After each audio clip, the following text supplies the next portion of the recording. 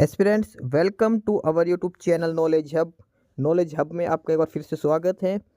Students, Haryana CET exam के लिए जो हम टेस्ट सीरीज़ कर रहे हैं उसी टेस्ट सीरीज़ को आगे बढ़ाते हुए आज हम करेंगे test series number 17। 16 practice test हम कर चुके हैं और आज ये 17वां नंबर का है। जो स्टूडेंट पहली बार क्लास देख रहा है वो चेक कर लेना, हमने 16 प्रैक्टिस सेट कंटिन्यू अपलोड कर रखे हैं, सारी क्लासेस आप देख सकते हैं। आज 17 नंबर का प्रैक्टिस सेट करेंगे और इसमें 100% आपसे पूछे जाएंगे।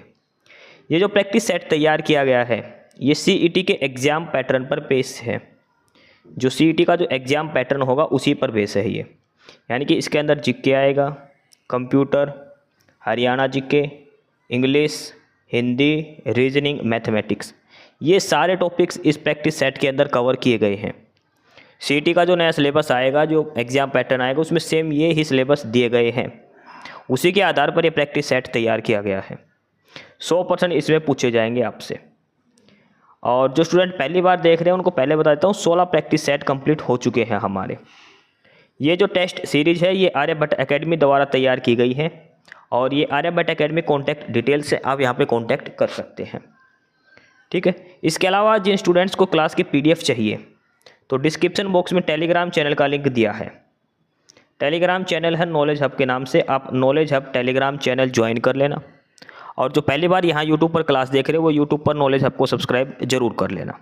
16 प्रैक्टिस सेट हम कर चुके हैं और आज 17 नंबर का प्रैक्टिस सेट है। सीईटी के मेंस एग्जाम तक हम डेली प्रैक्टिस सेट सीईटी का करेंगे। मेंस एग्जाम तक कम से कम 4-5 महीने के लिए डेली आपको प्रैक्टिस सेट जरूर मिलेगा, ठीक है।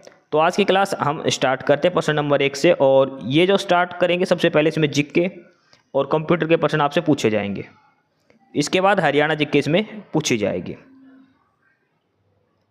पहला प्रश्न है, स्तूप से क्या संबंधित क्या सही है। पहले तो बताओ स्तूप होते किस धर्म से संबंधित है। स्तूपों का जो संबंध है वो है बौद्ध धर्म से। बौद्ध धर्म से जो स्तूप है उनका संबंध है। और स्तूप का क्या किससे मतलब है, मेन तो है जो भगवान बुद्ध के, जो महात्मा बुद्ध की मृत्यु है उसके बाद स्तूप ये बनाए गए थे। तो आपको ये बताना है कि स्तूप किससे संबंधित है, महापरिनिर्वाण, सांड, धर्मचक्र या फिर महाभिनिष्क्रमण। तो जो स्तूप जो बनवाए गए हैं वो है महापरिनिर्वाण। अच्छा, महापरिनिर्वाण किससे संबंधित है, ये बुद्ध की डेथ से संबंधित है, उनकी मृत्यु से संबंधित है और उन्हीं से संबंधित है स्तूप भी, ठीक है। स्तूप जो इनका संबंध है वो है महापरिनिर्वाण से, जो महात्मा बुद्ध है उनकी मृत्यु से ये संबंधित है।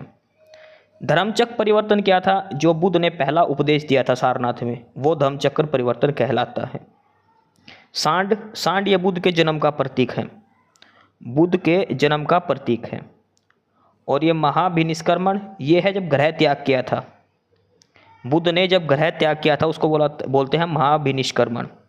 धर्मचक्र परिवर्तन जब पहला उपदेश दिया था। सांड वो जन्म से संबंधित है और महापरिनिर्वाण उनकी मृत्यु से संबंधित है और स्तूप इसी से संबंधित है। ऑप्शन ए इसका उत्तर हो जाएगा, स्तूप। प्रश्न नंबर 2 दिया है, सोमनाथ पर मोहम्मद गजनी के आक्रमण के समय चालुक्य या सोलंकी वंश का गुजरात में कौन शासक था। जब सोमनाथ पर मोहम्मद गजनी ने आक्रमण किया उस समय शासक कौन था वहाँ पे गुजरात का, कुमारपाल, भीम, सोमेश्वर या फिर जयसिंह सिद्धराज। तो उस समय शासक था वो था भीम प्रथम, ये भीम पूरा आएगा, भीम प्रथम उस समय गुजरात का शासक था, चालुक्य वंश और सोलंकी वंश का। भीम प्रथम उस समय शासक था और ये कब की बात है, 1024-1025 की ये बात है। 1024-25 ईस्वी की ये बात है जब मोहम्मद गजनी ने गुजरात पर आक्रमण किया था, सोमनाथ मंदिर पर। उस समय गुजरात का शासक था भीम प्रथम, जो चालुक्य या सोलंकी वंश का था, 1024-1025 में। प्रश्न नंबर 3 है, निम्नलिखित में से किस एक ने खिलाफत आंदोलन के दौरान हाजिक उल मुल्क की पदवी त्याग दी थी। मौलाना अब्दुल कलाम आज़ाद, मोहम्मद अली, शौकत अली या हकीम अजमल खां। तो वो था हकीम अजमल खां, ऑप्शन डी। प्रश्न नंबर 4 दिया है, अनुसूचित जाति और अनुसूचित जनजाति यानी कि SC/ST के लिए एक राष्ट्रीय आयोग गठन करने का प्रावधान संविधान के किस अनुच्छेद के अंतर्गत किया गया है। SC और ST जो कैटेगरी है उनके लिए एक जो आयोग का गठन होगा ये प्रावधान संविधान के किस अनुच्छेद में किया गया है? 338, 338A, 334, 337 या 339? तो वो किया गया है 338 और 338A के लिए। अगर ध्यान रखना, मेन जो इंपॉर्टेंट याद रखो 338, ऑप्शन में 338A ना भी मिले तो 338 याद रख लेना बस। 338 अकेला। SC ST का एक जो कमीशन बनेगा, ये संविधान के किस अनुच्छेद में लिखा है? 338 के अंदर। प्रश्न नंबर 5 दिया है, कौन सी जोड़ी झील और उसके राज्य की जोड़ी कौन सी सही है? यानी कि कौन सी झील किस राज्य में है? लोकटक झील ये मणिपुर में है। ये सबसे इम्पोर्टेंट है। लोकटक झील मणिपुर में काफ़ी मतलब फेमस झील है ये लोकटक झील। ये पहला ही पेयर इसमें सही दिया हुआ है। लोकटक झील का जरूर याद रखना, मणिपुर के अंदर मोस्ट इंपोर्टेंट बनेगा लोकटक झील। उसके बाद दूसरा है उदय सागर। उदय सागर आंध्र प्रदेश के अंदर नहीं है, ये है राजस्थान के अंदर। उदय सागर झील है, ये राजस्थान के अंदर है। डीडवाना भी राजस्थान के अंदर है। उदय सागर झील, डीडवाना झील ये दोनों ही राजस्थान के अंदर है। कोलेरू झील जो है ये है आंध्र प्रदेश के अंदर, उड़ीसा में नहीं है, ये है आंध्र प्रदेश के अंदर है। कोलेरू झील है आंध्र प्रदेश के अंदर। डीडवाना और उदय सागर राजस्थान के अंदर है। लोकटक झील है जो मणिपुर में है। ऑप्शन ए जो है वो सही सुमिलित है। प्रश्न नंबर 6 है कि तमिलनाडु में मानसून का सही समय कौन सा है? तमिलनाडु के अंदर मानसून कब होती है? मार्च अप्रैल। मार्च अप्रैल में तमिलनाडु है दक्षिण भारत में। दक्षिण भारत में बारिश कब होएगी? मार्च अप्रैल में नहीं होती, ना ही जून जुलाई में होती। जून जुलाई में मानसून उत्तर भारत की तरफ होता है। तो जो बारिश होती है, मुख्य बारिश जो तमिलनाडु यानी कि जो दक्षिण भारत की तरफ होती है, भारत के दक्षिण हिस्से में, वो जो बारिश होती है वो लगभग नवंबर और दिसंबर के महीने में होती है। जब हमारे नॉर्थ भारत में सर्दी का टाइम होता है उस समय तमिलनाडु में बारिश होती है। प्रश्न नंबर 7 है कि इनमें से कौन सी एक सदिश राशि है? यानी कि वेक्टर क्वांटिटी। सदिश राशि यानी कि वेक्टर क्वांटिटी जिसका मैग्नीट्यूड और डायरेक्शन दोनों हो, वो वेक्टर क्वांटिटी होती है। जिसका मैग्नीट्यूड भी हो और डायरेक्शन भी हो, ठीक है, दिशा भी हो और मैग्नीट्यूड भी हो, वो होती है वेक्टर क्वांटिटी। जिसकी डायरेक्शन ना हो वो होती है स्केलर क्वांटिटी। वेक्टर का मतलब डायरेक्शन का मतलब क्या है? कोई चीज़ ऐसा मतलब ऐसी क्वांटिटी जो एक दिशा में लगे तो हमें पता लगे वो, ठीक है। जिसकी कोई डायरेक्शन नहीं हो वो होती है स्केलर क्वांटिटी, और जिसकी मैग्नीट्यूड और डायरेक्शन दोनों होती है वो है वेक्टर क्वांटिटी। इनमें से कौन सी एक वेक्टर क्वांटिटी है? मोमेंटम, एनर्जी, वर्क और प्रेशर। तो इनमें से जो वेक्टर क्वांटिटी है वो है मोमेंटम। देखो ये साइंस का प्रश्न है, हिंदी मत करना। साइंस और कंप्यूटर दो ऐसे टॉपिक है जिनको आप जितना इंग्लिश में पढ़ोगे उतना आपको ज़्यादा समझ में आएगा। हिंदी के शब्द समझ में नहीं आएंगे, और पेपर में कई बार इंग्लिश के शब्द ही दिए जाते हैं साइंस के लिए।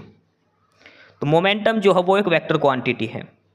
स्केलर क्वांटिटी कौन सी है? पर, प्रेशर, वर्क, एनर्जी, ये सारी स्केलर क्वांटिटी है, ठीक है। इसके अलावा और कौन कौन सी है? डेंसिटी यानी कि जो घनत्व बोलते हैं, मास यानी कि द्रव्यमान जिसको हम बोलते हैं वो भी स्केलर क्वांटिटी है। इसके अलावा टेम्परेचर ये भी स्केलर क्वांटिटी है। डिस्टेंस ये भी स्केलर क्वांटिटी है। एक चीज़ है स्पीड और वेलोसिटी। देखो स्पीड और वेलोसिटी दोनों का निकालते क्या, जो दोनों की यूनिट है वो सेम होती है, मीटर पर सेकंड। हिंदी में गति बोलते हैं दोनों को, लेकिन स्पीड जो है वो है स्केलर क्वांटिटी और वेलोसिटी जो है ये है वेक्टर क्वांटिटी है, ध्यान रखना। Energy, work, power, pressure, speed, distance, time, temperature ये सारे स्केलर क्वांटिटीज हैं। स्केलर क्वांटिटीज के नाम याद रख लो, वेक्टर क्वांटिटी बचे हुए वेक्टर क्वांटिटी है, ठीक है। टेम्परेचर हो गया, प्रेशर, मास, डेंसिटी यानी कि घनत्व, स्पीड, पावर, एनर्जी, वर्क ये सारे स्केलर क्वांटिटी हैं। मोमेंटम जो है इनमें वो एक वेक्टर क्वांटिटी दिया गया है। प्रश्न नंबर 10 है कि भारी जल का रासायनिक सूत्र, हैवी वाटर जो बोलते हैं, हैवी वाटर कौन सा होता है? जिसमें अशुद्धियाँ मिली होती हैं, जैसे समुद्र का पानी है वो हैवी वाटर होता है। कौन सा होता है वो? H2O, N2O, D2O या CO? तो वो होता है D2O, ड्यूटेरियम डाइऑक्साइड। इसको बोलते हैं ड्यूटेरियम डाइऑक्साइड, D2O। इस पानी की क्या खासियत है? इसमें साबुन जब लगाएंगे तो झाग नहीं उठेंगे। भारे पानी में साबुन से झाग नहीं उठते, ठीक है। तो भारे पानी में अगर आपको कपड़े धोने हैं तो आपको डिटर्जेंट का प्रयोग करना पड़ेगा वहाँ पे। जो हैवी वाटर है, जो समुद्र का पानी है, उसमें अगर आप साबुन लगा के नहाओगे तो आपके झाग नहीं उठेंगे, सर्फ लगाओगे तब आपके झाग उठेंगे। ठीक है, चाहे कपड़े धो लो चाहे शरीर के लगा लो। और फार्मूला इसका D2O, deuterium di oxide, heavy water का, भारी जल का। प्रश्न नंबर 9 है, इंसुलिन में निम्नलिखित में कौन सी धातु मौजूद है? इंसुलिन के अंदर कौन सी धातु होती है? टिन, जिंक, कॉपर और एल्यूमिनियम। तो इंसुलिन के अंदर होती है जिंक, जस्ता। इंसुलिन के अंदर कौन सी धातु पाई जाती है? जिंक धातु होती है इंसुलिन के अंदर। प्रश्न नंबर 10 है, और ये विटामिन से संबंधित दिया है। ये विटामिन और ये उसका साइंटिफिक नेम दिया है कि कौन सा सही है कौन सा गलत है। किस विटामिन का क्या नाम है मैं आपको एक बार बता देता हूँ। जैसे विटामिन बी का है, विटामिन बी का रेटिनॉल नाम नहीं है। देखो ये रेटिनॉल जो है ना, रेटिनॉल ये है विटामिन ए का नाम। रेटिनॉल किसका नाम है? विटामिन ए का नाम है। विटामिन B1 का क्या नाम है? वो है थायमिन। विटामिन B1 का क्या नाम है? थायमिन नाम है विटामिन B1 का। ठीक है, विटामिन B1 का थायमिन, और रेटिनॉल है विटामिन ए का रेटिनॉल है। विटामिन B6 का है पायरोडोक्सिन, नाइसिन नहीं है, और ये का है पायरिडोक्सिन, ये है विटामिन B6 का। विटामिन C ये कैल्सीफ्लोर नहीं है, ये है एस्कॉर्बिक एसिड। एस्कॉर्बिक एसिड ये नाम है विटामिन C का। विटामिन B2 वो सही है, राइबोफ्लेविन। विटामिन B2 राइबोफ्लेविन ये सही है। ठीक है, ये अलग अलग नाम दिए हैं। कैल्सीफेरॉल है विटामिन D का नाम, विटामिन D का नाम है कैल्सीफेरॉल। विटामिन A, देखो विटामिन A का नाम है रेटिनॉल, B का नाम है थायमिन, C का नाम है एस्कॉर्बिक एसिड, D का नाम है कैल्सीफेरॉल।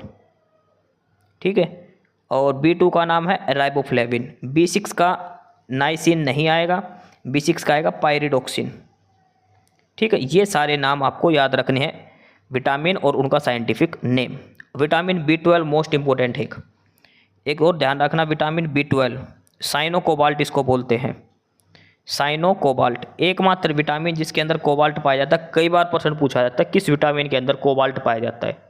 विटामिन B12 के अंदर कोबाल्ट पाया जाता है, साइनो कोबाल्ट इसका नाम है विटामिन B12 के अंदर। प्रश्न नंबर 11 है, डीडी किसान 26 मई 2024 को कौन से AI एंकर लॉन्च किए थे? डीडी किसान जो चैनल है उसने 26 मई 2024 को कौन से 2 AI एंकर लॉन्च करे थे? AI यानी कि आर्टिफिशियल इंटेलिजेंस। तो वो जो रोबोट थे तो वो थे AI क्रिश और AI भूमि।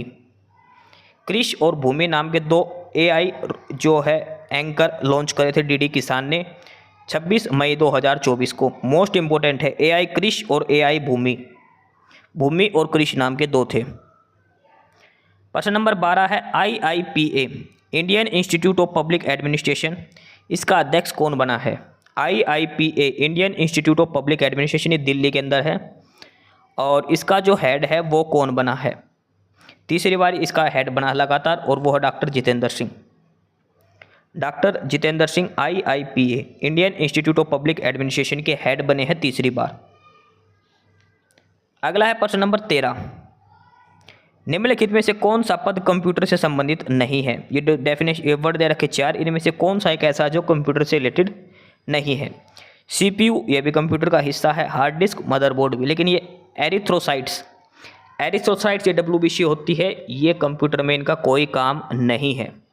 एरिथ्रोसाइट कंप्यूटर की टर्म नहीं है, ये बायोलॉजी की टर्म है।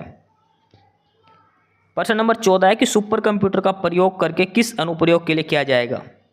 यानी कि किस चीज़ के लिए सुपर कंप्यूटर का हम प्रयोग कर सकते हैं? Business computing. देखो बिजनेस कंप्यूटिंग के लिए सुपर कंप्यूटर की आवश्यकता नहीं है, उसके लिए तो हम छोटे जो कंप्यूटर है उनका भी प्रयोग कर सकते हैं। डेस्कटॉप पब्लिशिंग के लिए तो हम छोटे कंप्यूटर प्रयोग करते ही हैं। कंप्यूटर डिजाइन भी हम किसी भी कंप्यूटर में कर सकते हैं, लेकिन सुपर कंप्यूटर करेगा वेदर फोरकास्ट। मौसम अनुमान का मतलब है कि सुपर कंप्यूटर ये बताएगा वहाँ पर भूकंप आएगा, वहाँ पर सुनामी आएगी, वहाँ पर कल बारिश आएगी, वहाँ पे आ जाएगी। ये सुपर कंप्यूटर करने वाला है। ठीक है, मौसम वेदर फोरकास्ट, मौसम अनुमान किया जाएगा। प्रश्न नंबर 15 है, उच्च बिजली खपत के कारण आमतौर पर कौन सा उपकरण UPS से सीधा नहीं जोड़ा जाता? यूपीएस होता है अनइंटरप्टेड पावर सप्लाई। आप अगर नया कंप्यूटर लेके आएगा तो एक छोटा सा डब्बा आता है उसके अंदर, उसके पीछे तार लगाते हैं, जब लाइट चली जाती है तो टी टी करता है, लेकिन कंप्यूटर बंद नहीं होता। UPS uninterrupted power supply. तो ये कहते हैं कि यूपीएस से कौन सी चीज़ एक नहीं जोड़ी जाती क्योंकि वो बिजली ज़्यादा खींचते हैं। केवीएम स्विच, यूएसबी कैमरा या फिर लेजर प्रिंटर। तो ये होता है लेजर प्रिंटर। लेजर प्रिंटर है वो बहुत ज़्यादा बिजली कंजप्शन करता है, इस वजह से उसको डायरेक्ट यूपीएस से नहीं जोड़ा जाता लेजर प्रिंटर को। इसके अलावा केवीएम स्विच को भी नहीं जोड़ा जाता। पहला ऑप्शन आएगा लेजर प्रिंटर से ही, ठीक है। अगर लेजर प्रिंटर ऑप्शन में नहीं है तो क्या आप केवीएम स्विच लगा सकते हैं। प्रश्न नंबर 16 है, कौन सा आर्थिक भूगोल का उपक्षेत्र नहीं है, यानी कि इकोनॉमिक जो ज्योग्राफी होती है उसका एक हिस्सा कौन सा नहीं है। संसाधनों का भूगोल, पर्यटन का भूगोल, कृषि का भूगोल। लेकिन जो पॉलिटिकल ज्योग्राफी है ये इसका भाग नहीं है। इकोनॉमिक ज्योग्राफी मतलब जो अर्थव्यवस्था से संबंधित है।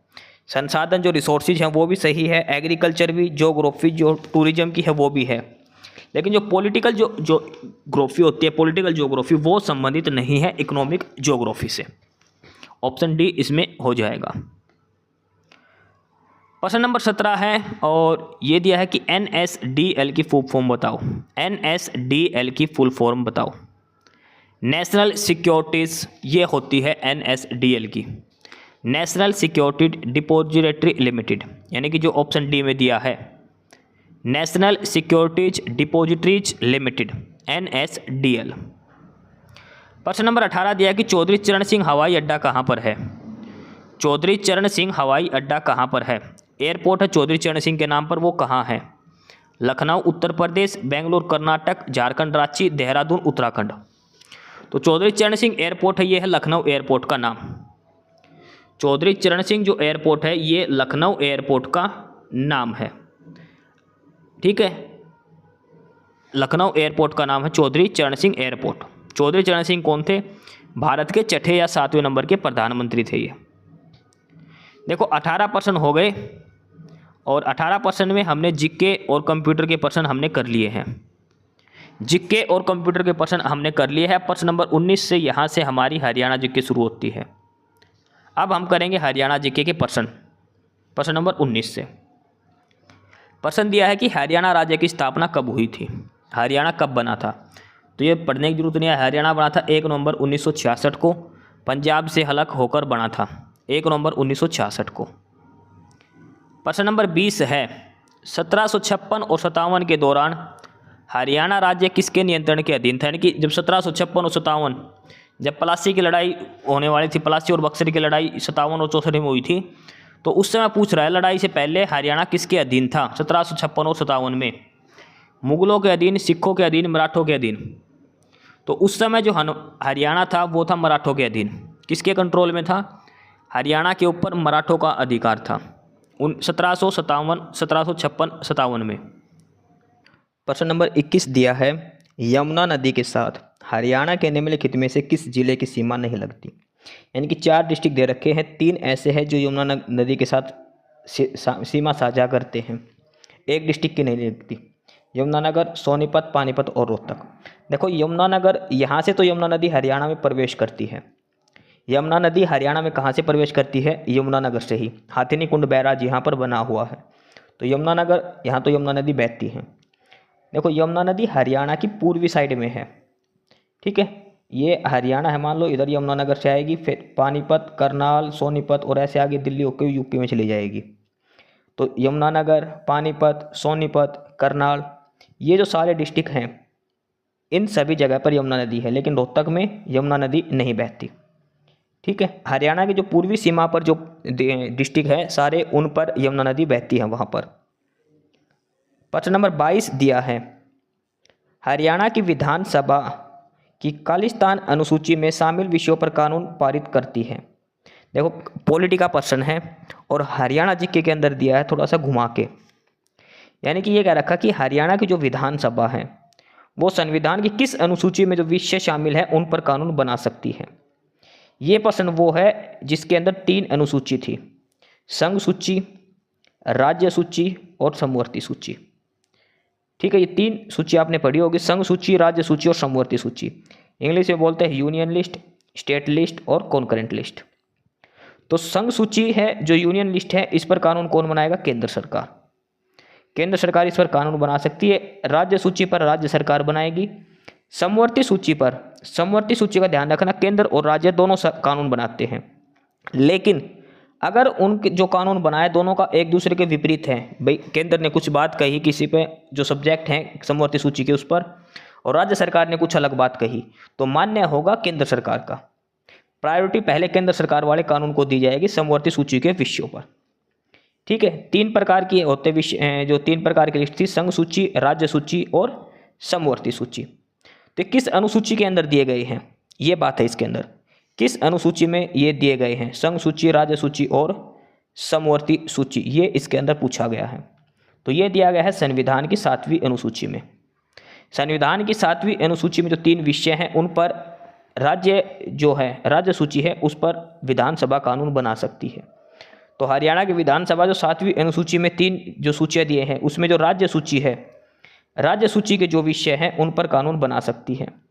अगर अनुच्छेद की बात करें तो अनुच्छेद है 245, 246, ये अनुच्छेद दिया गया है। ठीक है, तो 7वीं अनुसूची में जो विषय हैं, 7वीं अनुसूची के अंदर भी राज्य सूची के जो विषय हैं उन पर राज्य सरकार कानून बना सकती है। पॉलिटी का प्रश्न है, हरियाणा जीके के अंदर ये दिया गया, काफ़ी इंपॉर्टेंट प्रश्न है ये। प्रश्न नंबर 23 है कि सिही गांव में किस संत कवि के जन्मभूमि माना जाता है? सिही गांव में किस संत कवि का जन्म हुआ था फरीदाबाद के अंदर? हरिदास, संत रविदास, संत तुलसीदास या फिर संत सूरदास? तो सिही गांव के अंदर जन्म हुआ था, वो था संत सूरदास का। संत सूरदास का जन्म हुआ था सिही गांव के अंदर। अगला है प्रश्न नंबर 24, किसने माउंट एवरेस्ट की 8,848 मीटर की चोटी की चढ़ाई की थी और हरियाणा के सबसे युवा पर्वतारोही बने थे? हरियाणा के सबसे युवा पर्वतारोही कौन थे जिसने माउंट एवरेस्ट की चढ़ाई करी थी? नरेंद्र यादव, संतोष यादव, अनिता कुंडू या वीरेंद्र सिंह? तो वो जो है वो है नरेंद्र यादव। नरेंद्र यादव, इन्होंने माउंट एवरेस्ट की 8,848 मीटर की चोटी पर चढ़ाई करी थी और हरियाणा के सबसे युवा पर्वतारोही बने थे। अनिता कुंडू है, ये तो पता नहीं कितनी बार, 2 बार माउंट एवरेस्ट पर, लगभग सभी जो हाईएस्ट पीक है वर्ल्ड की उन पर चढ़ चुकी है अनिता कुंडू। प्रश्न नंबर 25 दिया है, इंदिरा गांधी जो थर्मल जो पावर प्रोजेक्ट है, ये रहा Indira Gandhi super thermal power project, ये किस डिस्ट्रिक्ट के अंदर है? Indira Gandhi super thermal power project ये किस डिस्ट्रिक्ट के अंदर है? झज्जर, हिसार, सिरसा या जींद के अंदर? तो ये है झज्जर डिस्ट्रिक्ट के अंदर। झज्जर डिस्ट्रिक्ट के अंदर है ये Indira Gandhi super thermal power project, बिजली बनती है यहाँ पर, झज्जर डिस्ट्रिक्ट के अंदर है ये। प्रश्न नंबर 26 है, इसमें से 2 कथन दिए हैं, पहला और दूसरा, इसमें से बताना कौन सा कथन सत्य है और कौन सा असत्य है। तो पहला कथन दिया कि हरियाणा में कुल प्रजनन दर 2.3 है, यानी कि जो बच्चे पैदा होने की दर है वो है 2.3, और हरियाणा में शिशु मृत्यु दर 41 है, और ये है सेंसस 2023 का डाटा है उसके हिसाब से, जो रिपोर्ट है 2013 की, 2023 नहीं 2013 की सॉरी, उसके हिसाब से ये पूछा गया है। तो देखो हरियाणा में जो शिशु मृत्यु दर है वो 41 है, ये तो सही है। दूसरा कथन है वो तो बिल्कुल सही है, शिशु मृत्यु दर 41 है, यानी कि 1000 में से 41 शिशुओं की मौत हो जाती है अगर 1000 शिशु जन्म ले उसमें से। प्रजनन दर 2.3 नहीं है हरियाणा में, प्रजनन दर 2.1, लगभग 1.9 से लेकर 2.1 के बीच में है प्रजनन दर। ठीक है, तो कथन 1 जो है वो गलत है, कुल प्रजनन दर 2.3 नहीं है, वो 2.1, 2 या फिर 1.9 के बीच में है, लेकिन शिशु मृत्यु दर ये 41 है, ये सही है। तो ऑप्शन बी उत्तर हो जाएगा, केवल जो कथन 2 है वो सही है। दिल्ली किस तरफ से हरियाणा से घिरा हुआ है? दिल्ली को हरियाणा ने कितनी साइड से घेर रखा है? अगर ये मान के चलो ये दिल्ली है, तो दिल्ली के लगभग तीनों साइड हरियाणा है और एक साइड इधर यूपी है। ठीक है, दिल्ली के 3 साइड में हरियाणा है सारा का सारा और एक साइड में यूपी है। एक साइड में दिल्ली के गुड़गांव हो गया, एक साइड में सोनीपत लग गया, ठीक है, नजफगढ़ के बाद इधर से बहादुरगढ़। तो दिल्ली लगभग तीनों साइड से घिरी हुई है हरियाणा से और एक साइड से घिरी हुई है यूपी से। प्रश्न नंबर 28 है, पानीपत का पहला युद्ध कब हुआ? देखो पानीपत की लड़ाई है ना, पेपर में पूछी जाएगी। हरियाणा के पेपर में 2 लड़ाई जरूर आएंगी, एक पानीपत की और दूसरी एक लड़ाई है तराइन की। इन दोनों लड़ाइयों के बारे में जरूर पूछा जाएगा, पानीपत की लड़ाई और तराइन की लड़ाई। पानीपत की कितनी लड़ाई हुई थी? 3। पानीपत की 3 हुई थी, 1526, 1556 और 1761 में पानीपत की 3 लड़ाई। लेकिन तराइन की 2 हुई थी, 1151 और 1152 में। 2 तराइन की हुई थी, 3 पानीपत की हुई थी। इसे पूछा कि पानीपत की पहली लड़ाई कब हुई थी, तो पानीपत की पहली लड़ाई हुई थी 1526 में। पहली हुई थी 1526 के अंदर, ठीक है। पहली लड़ाई 1526 में, दूसरी 1556 में, तीसरी हुई थी 1761 के अंदर। तो पानीपत की पहली लड़ाई पूछा इसने 1526 में हुई थी ये। आपको ये ध्यान रखना एक चीज़, पानीपत की 3 लड़ाई किस किस के बीच में हुई थी। जैसे तीसरी हुई थी मराठा और अहमद शाह अब्दाली के बीच में, ठीक है। इस हिसाब से पानीपत की जो दोनों लड़ाई हुई थी, एक बाबर की हुई थी और एक अकबर की हुई थी, वो दोनों भी आपको ध्यान में रखनी है। पानीपत की किस किस के बीच में लड़ाई हुई थी, पानीपत के तीनों युद्ध किस किस के बीच में हुए थे। प्रश्न नंबर 29 है, हरियाणा नागरिक उड्डयन संस्थान कब शुरू हुआ। हरियाणा सिविल एविएशन इंस्टीट्यूट कब शुरू हुआ। देखो, अगर सिंपल पूछे कि हरियाणा सिविल एविएशन कब बना था डिपार्टमेंट, तो ये बन गया जिस दिन हरियाणा बना था, 1 नवंबर 1966 को ही ये बन गया था। सिविल एविएशन डिपार्टमेंट जो है हरियाणा का, ये बन गया था 1 नवंबर 1966 को। लेकिन जो इंस्टीट्यूट बना था इसका टोटल हरियाणा का, जो सारे छोटे मोटे जो उड्डयन विभाग थे वो सारे जोड़ दिए गए थे एविएशन विभाग हरियाणा के, तब ये बना था 1 अप्रैल 1999 को। ये कब बना था फिर, 1 अप्रैल 1999 को बना था। अब इसके अंदर कौन कौन से डिपार्टमेंट जो जोड़े गए थे, एक तो था Karnal civil aviation, Karnal aviation club जो था, करनाल एविएशन क्लब। दूसरा था हिसार का, तीसरा था पिंजौर का, ये तीनों जोड़ दिए गए थे। साथ में नारनौल और जो भिवानी जो हवाई पट्टी है वो भी इसके अंदर शामिल है।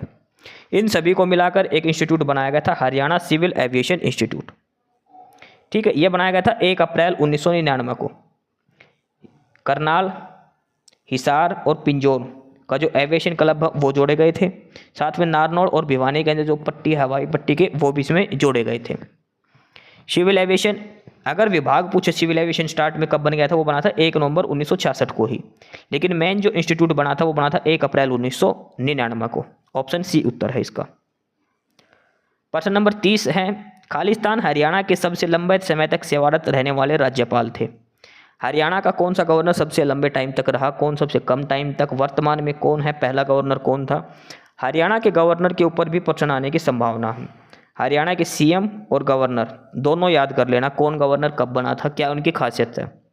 जैसे ओम प्रकाश चौटाला हैं जो सीएम थे हरियाणा के, सबसे कम टेन्योर के लिए बने हुए हैं, सबसे ज़्यादा बार बने हुए, तो इस हिसाब से छोटी छोटी बातें इनके बारे में जरूर देख लेना।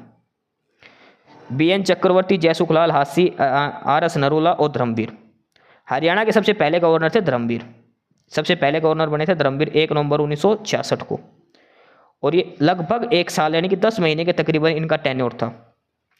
1 नवंबर 1966 से लेकर अगस्त या सितंबर 1967 तक ये रहे थे धर्मवीर, ठीक है। सबसे कम टेन्योर इनका था धर्मवीर का।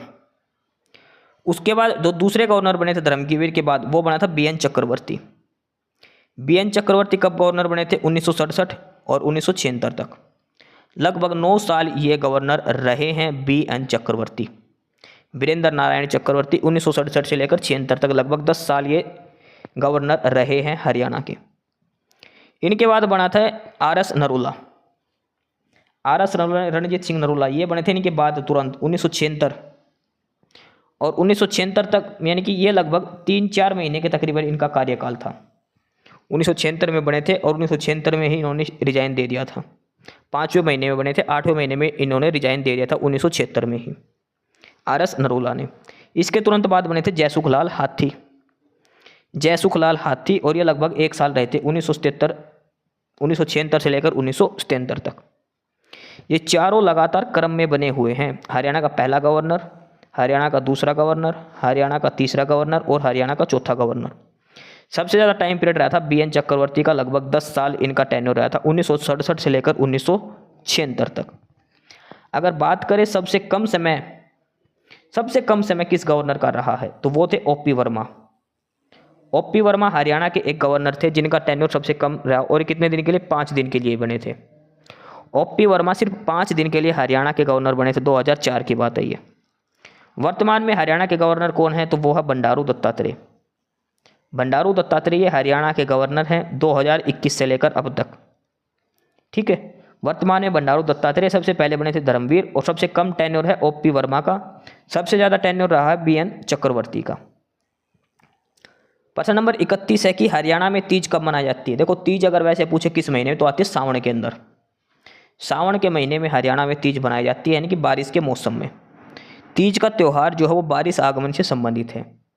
तो ये कब होता है, ये आता है जुलाई अगस्त के अंदर। भाई सावन का महीना बीच में आता है, जून के बाद जुलाई और अगस्त के अंदर सावन का महीना आता है, जेठ के बाद साढ़, साढ़ के बाद सावन।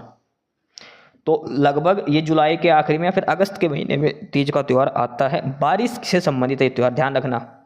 हरियाणा में कई बार ऐसा प्रश्न पूछा गया कि हरियाणा में बारिश आने पर कौन सा त्यौहार मनाया जाता है, तीज त्यौहार मनाया जाता है।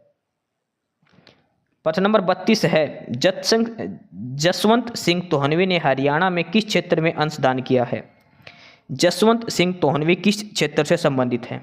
तो ये थे रंगमंच से संबंधित कलाकार थे, ये स्टेज पर परफॉर्मेंस देते थे। जसवंत सिंह तोहनवी ये एक स्टेज कलाकार थे, रंगमंच से ये संबंधित हैं। प्रश्न नंबर 33 है कि हरियाणा में गुड़गांव किस वर्ष जिला बना था। गुड़गांव यानी कि गुरुग्राम। गुरुग्राम हरियाणा में डिस्ट्रिक्ट कब बना था, 1973, 79, 66 या 1995। तो ये बना था 1966। 1 नवंबर 1966 को जब हरियाणा बना तो उसमें हरियाणा में 7 जिले बने थे। हिसार हो गया, महेंद्रगढ़ हो गया, जींद हो गया, उसी में से एक डिस्ट्रिक्ट था गुड़गांव भी। जो 7 जिले थे हरियाणा बना जब, उसमें से एक जिला था गुड़गांव, ये भी ध्यान रखना। तो गुरुग्राम कब बना था, 1 नवंबर 1966 को ही। प्रश्न नंबर 34 34 नंबर दिया कि तिलियार झील कहाँ पर है। तिलियार झील कहाँ पर है, अम्बाड़ा, रोहतक, पानीपत या फिर कैथल। तिलियार झील हरियाणा में कहाँ पर है। एक ब्लूबर्ड झील है वो हिसार के अंदर है। तिलियार झील की बात करें तो तिलियार झील कहाँ पर है, रोहतक डिस्ट्रिक्ट के अंदर। तिलियार झील है रोहतक डिस्ट्रिक्ट के अंदर है। प्रश्न नंबर 35 है निम्नलिखित कौन सा एक शाल का प्रकार नहीं, जो शाल हम ओढ़ते हैं सर्दी में उसका एक प्रकार नहीं है। फुलकारी ये भी एक शाल का प्रकार होती है, बाग भी शाल का, चौपे भी। लेकिन जो दरी होती है वो शाल नहीं होती, दरी एक अलग चीज़ है। दरी जो होती है वो एक शाल का प्रकार नहीं होती, वो एक अलग चीज़ है। प्रश्न नंबर 36 है और ये उधर कुछ वन या पार्क कुछ भी इंस्टीट्यूट दिए गए हैं और इधर बताना है कि कौन सा कहाँ पर है। कालेसर कहाँ पर है, सुल्तानपुर कहाँ पर है, बाबा मस्तनाथ कहाँ पर और ब्रह्म सरोवर कहाँ पर है। तो आपको सीधा मिलान करना जो आपको आता है वो। ब्रह्म सरोवर की बात करें तो ब्रह्म सरोवर कहाँ पर है, कुरुक्षेत्र के अंदर। ब्रह्म सरोवर कहाँ पर है, कुरुक्षेत्र के अंदर, ये पता है आपको।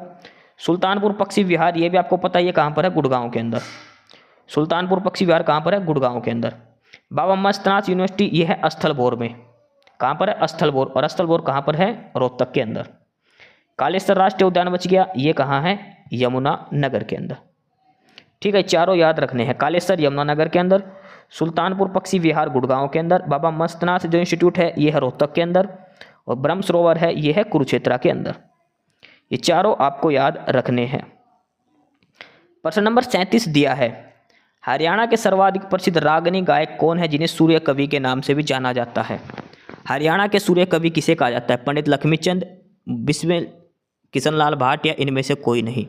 तो हरियाणा के जो सूर्य कवि कहा जाता है वो है पंडित लक्ष्मीचंद जी। पंडित लक्ष्मीचंद जी को हरियाणा का सूर्य कवि कहा जाता है, ऑप्शन ए इसका उत्तर है। प्रश्न नंबर 38 दिया कौन सी नदी अम्बाड़ा से होते हुए हरियाणा में प्रवेश करती है। कौन सी नदी यानी कि हरियाणा में जब प्रवेश करती है सबसे पहले अम्बाड़ा डिस्ट्रिक्ट के अंदर प्रवेश करती है।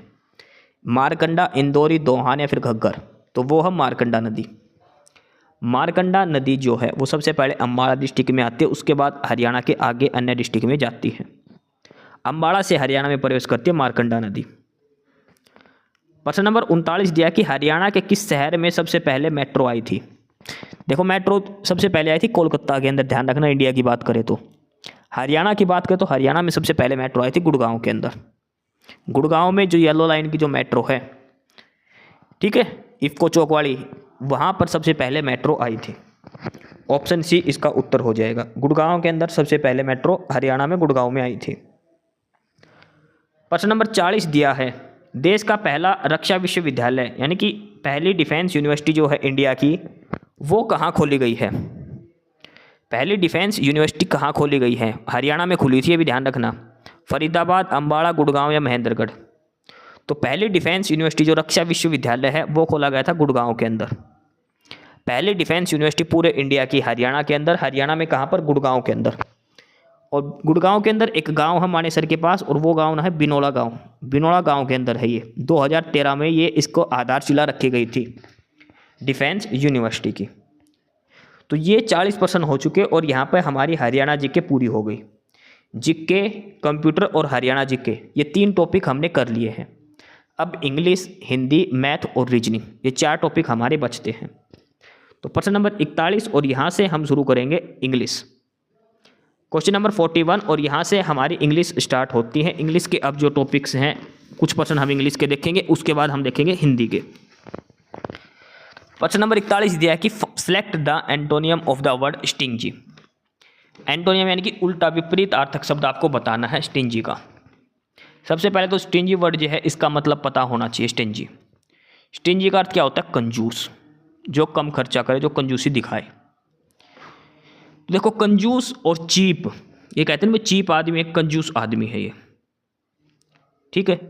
मीन का होता है मतलब इंसान, लेकिन जेनेरियस, जेनेरियस होता है एक उदार व्यक्ति, खुले दिल वाला। स्टिंजी होता है कंजूस व्यक्ति, ठीक है। तो इसका विपरीत अर्थ पूछा है तो वो हो जाएगा जेनेरियस। जेनेरियस, अगर इसका सिनोनियम पूछता तो हो जाता चीप, लेकिन इसका एंटोनियम पूछा तो वो हो जाएगा जेनेरियस, उदार व्यक्ति।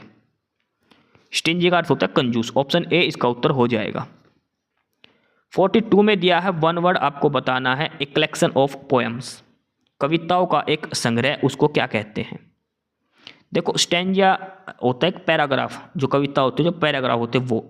राइम होती है एक सुरताल में एक, ठीक है। लेकिन एक होता है एंथोलॉजी। एंथोलॉजी का मतलब होता है संकलन करना, कविताओं का संकलन, कविताओं का संग्रह। एक कलेक्शन ऑफ पोएम क्या होता है? एंथोलॉजी। ऑप्शन सी उत्तर हो जाएगा। प्रश्न नंबर 43 दिया है और इसमें भी आपको 1 वर्ड बताना है। People working in the same department और ऑफिस, एक ही जगह काम करने वाले लोग हम बोलते हैं क्लीग्स। क्या बोलते हैं? क्लीग्स। आपने सुना भी होगा क्लीग, क्लीग मतलब जो साथ काम करते हैं, ठीक है। और इसका दूसरा भी होता है कंपेनियंस। क्लीग होता है जो हमारे साथ रहते हैं, एक ही डिपार्टमेंट की बात है। क्लीग का मतलब होता है सेम रैंक पे, सेम जगह काम करने वाले, क्लीग और कंपेनियंस, ठीक है। तो कंपेनियन भी इसका ऑप्शन सही है, ऑप्शन डी। क्वेश्चन नंबर 44 है और इसमें बजट जो है उसकी करेक्ट स्पेलिंग बतानी है बजट की। तो ये हो जाएगा बजट, BUDGET, बजट। स्पेलिंग याद रखना, BUDGET, ये है बजट की correct spelling. Question number 45 number है, इसमें भी आपको करेक्ट स्पेलिंग बतानी है कोमेमोरेट की। कोमेमोरेट की करेक्ट स्पेलिंग आपको बतानी है प्रश्न नंबर 45 में, और वो होती है COMMEMORATE। कोमेमोरेट का मतलब क्या होता है? मनाना, स्मरण करना। कोमेमोरेट, COMMEMORATE, कोमेमोरेट, स्मरण करना, मनाना। ये इसकी करेक्ट स्पेलिंग होती है कोमेमोरेट की। बजट की और कोमेमोरेट दोनों की स्पेलिंग आप ध्यान रखना। क्वेश्चन नंबर 46 दिया है और इसमें आपको ईडियम बताना है। ईडियम ये करना है और ये दिया है कि ए ब्लू आइड पर्सन, एक नीली आंखों वाला लड़का। सिंपल इतना सा समझो, इन नीली आंखों वाला यानी कि एक ऐस जैसे ऐश्वर्या राय की है, यानी कि सबका चहेता, सबका पसंदीदा। वन हु इज़ फेवरेट, जो सबको पसंदीदा हो। ये मत कर देना a person with blue eyes, ये गलत है। ईडियम फ्रेज में जो वर्ड दे रखे वो तो आंसर में यूज भी नहीं होने, ध्यान रखना। ना तो ब्लू यूज होगा कहीं भी, ना आई ना boy. One who is favourite, जो सबका प्यारा हो। ए ब्लू आइड पर्सन, जो सभी को अच्छा लगता हो। अगला भी ईडियम है और है N account which is in red, ऐसा अकाउंट जो खतरे में है। ये मान के चलो, ऐसा अकाउंट जो खतरे में है। इसका मतलब क्या है कि the account that is overdrawn, जो बंद हो चुका है। That which is overdrawn, ठीक है।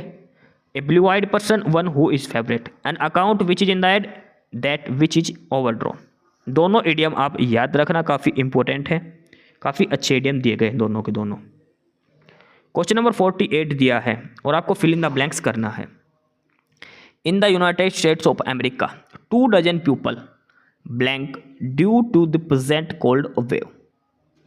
अमेरिका में जो वर्तमान में जो ठंडे कोल्ड वेव चल रहे हैं उनकी वजह से 2 दर्जन लोग मर चुके हैं अभी तक, ठीक है। तो इसमें क्या दे रखा है, देखो पहली बात तो 2 डजन पीपल दे रखा है, प्लूरल है, प्लूरल फॉर्म दे रखी है इसमें, ठीक है। तो हैज भी नहीं आएगा यहाँ पे, और ये हैज बीन भी नहीं आएगा। अब आएगा हैव बीन किल्ड या आर बीइंग किल्ड। तो देखो जो लोग हैं वो अभी मर नहीं रहे, वो मर चुके हैं। कोल्ड वेव जो वर्तमान में जो कोल्ड वेव चल रही है उससे अब तक 2 दर्जन लोग मर चुके हैं। आर बीइंग किल्ड का मतलब उनका कोई मर्डर कर रहा हो तब यूज करता है, they are being killed by them, वो उनके द्वारा मारे जाने की मतलब लाइव सीन हो तब, लेकिन ये पहले ही मर चुके हैं, तो they have been killed due to the present cold wave, ठीक है। ऑप्शन ए इसका उत्तर हो जाएगा। क्वेश्चन नंबर 49 दिया है और इसमें भी फिल इन द ब्लैंक करना है आपको। Let us blank our hands together to solve the problem. समस्या का समाधान के लिए हम अपने हाथों को क्या करें, पढ़ा होगा ना, आपस में हैंड्स ज्वाइन करो, आपस में हाथ पुट करो, आपस में हाथ ब्रिंग लाओ या फिर कंबाइन करो।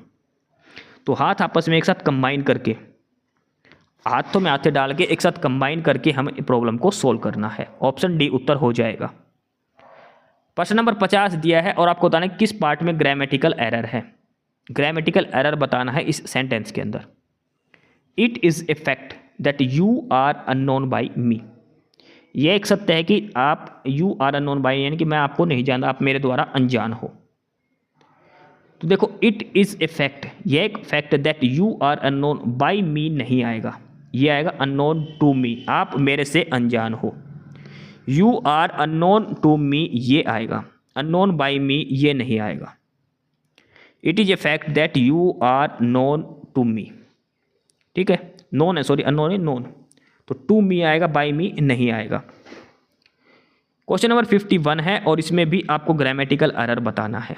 सेंटेंस है कि I would rather to go home than go to a restaurant for dinner.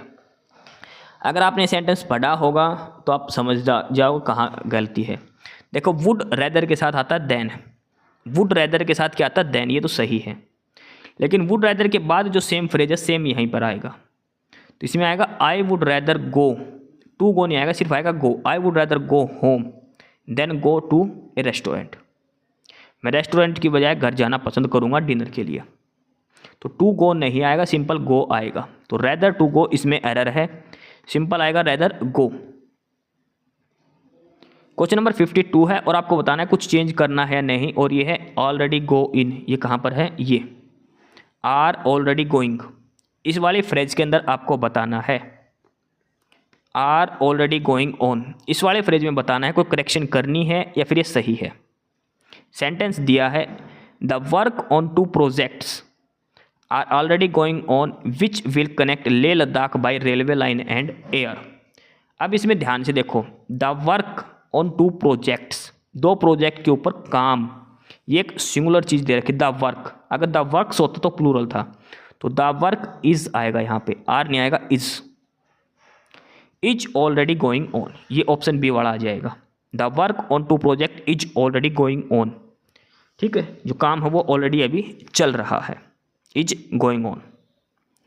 Question number 53 है और इसमें भी आपको बतानी है कुछ करेक्शन होगी या नहीं, और ये है कि वाज टोल्ड टू ड्रॉन, कहाँ, ये was told kill the dragon, यहाँ पे इस वाले फ्रेज में आपको बतानी है कुछ करेक्शन करनी है या नहीं।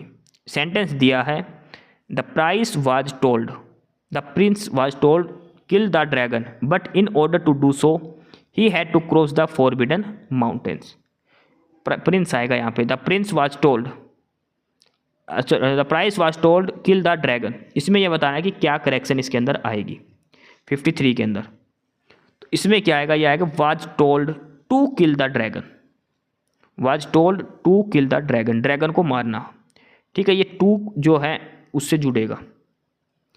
The prince was told to kill the dragon, dragon को मारना, अदरवाइज इसकी कोई सेंस नहीं निकल रही, तो इसमें ये बीच में टू है वो ऐड हो जाएगा, ठीक है। Was told to kill the dragon, option B जो है वो भी सही है, ठीक है, ऑप्शन बी जो है वो भी सही है 53 का। 54 और 55 नंबर जो प्रश्न है इसमें आपको पैराग्राफ दिया है और उसके साथ साथ आपको ये उत्तर छाटने हैं। इसके पैराग्राफ दिया उसको पढ़ के उत्तर छाटना है और ये मिलेगा आपको पीडीएफ के अंदर।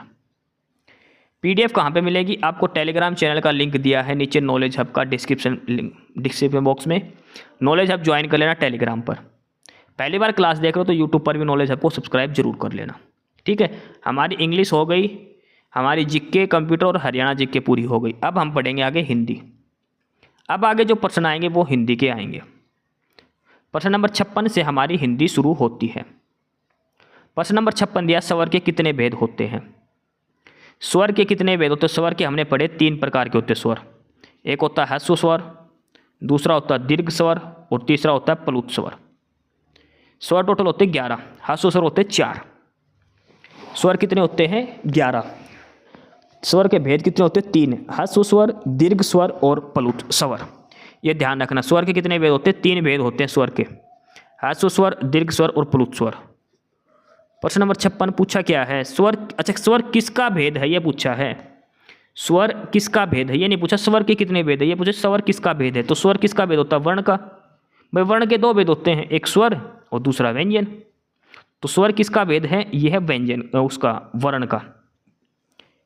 अगर पूछा स्वर के कितने भेद तो 3 भेद होते हैं, लेकिन स्वर खुद किसका भेद है? यह है वर्ण का, एक स्वर और दूसरा व्यंजन। स्वर के वर्ण के 2 भेद होते हैं। प्रश्न नंबर 57 दिया कि वर्तनी की दृष्टि से शुद्ध शब्द क्या है। वर्तनी की दृष्टि से शुद्ध शब्द क्या है? इनमें से कौन सा शब्द है जो शुद्ध रूप में लिखा गया है? तो ये तो आपको देखते ही पता होना चाहिए, वो अध्ययन। जो हम पढ़ते हैं वो होता है अध्ययन। ठीक है, ये आगामी नहीं होता, आगामी होता है। ठीक है, अधिकार, अधिकार में धी छोटा आएगा। ठीक है, तो अध्ययन जो शब्द है वो शुद्ध रूप में लिखा गया है। प्रश्न नंबर 58 कि रहीम किस तरह की संज्ञा है? बताइए। रहीम एक नाम हो गया। रहीम क्या है? एक नाम हो गया। तो रहीम एक नाम है, तो जो किसी व्यक्ति वस्तु का नाम बताए तो वो कौन सी संज्ञा होती है? व्यक्तिवाचक। जो जाति का बोध कराए वो होते हैं जातिवाचक, जो भाव का बोध कराए भाववाचक। तो रहीम कैसी है? व्यक्तिवाचक। अगला है प्रश्न नंबर 59, इसमें कि हम ताजमहल देखने जाएंगे। तो इसमें बताना जो हम है ये कौन सा सर्वनाम है। हम जो है वो कौन सा सर्वनाम है? निजवाचक सर्वनाम, पुरुषवाचक सर्वनाम, निश्चयवाचक सर्वनाम या फिर अनिश्चयवाचक सर्वनाम।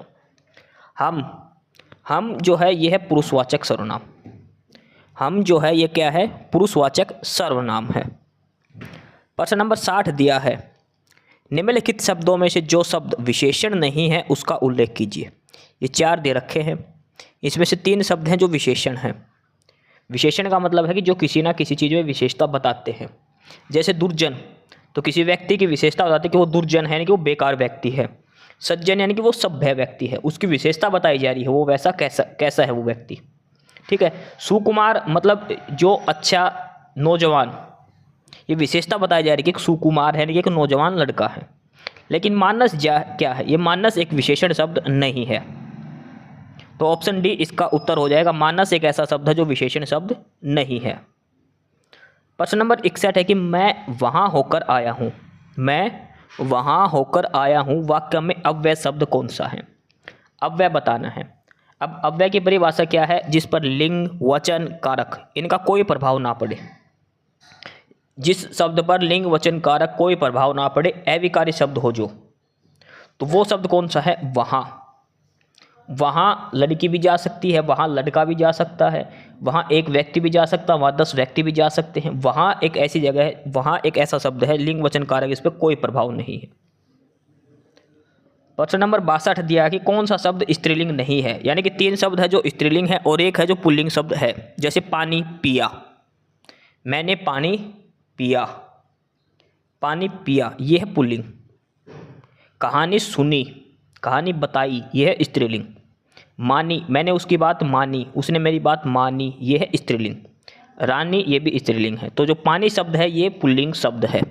आप इसका वाक्य में प्रयोग करके देख लिया अगर उसके साथ हम क्या लगाते हैं। तो पानी जो है वो स्त्रीलिंग नहीं है, ऑप्शन ए आ जाएगा। प्रश्न नंबर 63 दिया कि हरिमोहन अपनी बहन को पुस्तक देता है। हरिमोहन अपनी बहन को पुस्तक देता है, वाक्य में रेखांकित पद में कारक कौन सा है? इसमें आपको कारक बताना है और यहाँ पे बहन को, यहाँ पर आपको कारक बताना है। कारक क्या है? को कारक। देखो कर्ता कारक का क्या चिन्ह होता है? कर्ता। कर्ता का चिन्ह होता है ने। कर्म कारक का क्या होता है? को। कर्ता ने, कर्म को, करण से, संप्रदाय के लिए, आपादान से अलग होना। तो जो को कारक विभक्ति है किस कारक की है, कर्म कारक की।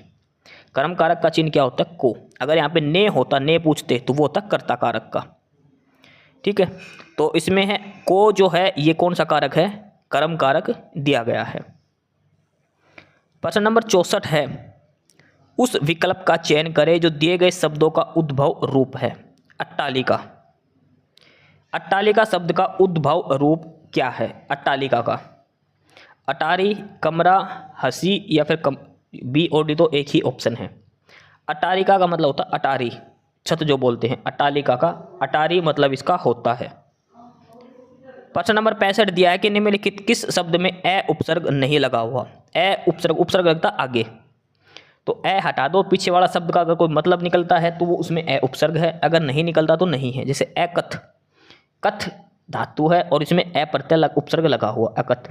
अभेद, ए प्लस में भेद, अभेद। अचूक, ए प्लस में चूक।